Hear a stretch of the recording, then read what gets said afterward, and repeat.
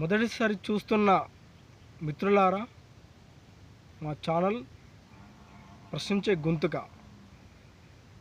మేము పెట్టే వీడియోని పూర్తిగా చూసి ఒక్క లైక్ చేయండి.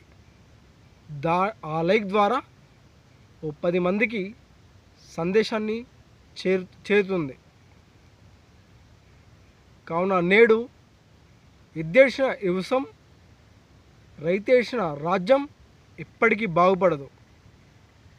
సో మిత్రులారా, రైతుల పక్షాన నిలబడి వారి యొక్క హక్కుల కోసమై పోరాటం కోసం మనం కూడా రైతు బిడ్డలమే అని గుర్తుంచుకొని రైతు సంక్షేమమే శ్రేయస్సుగా తీసుకొని వారికి న్యాయం జరిగేలా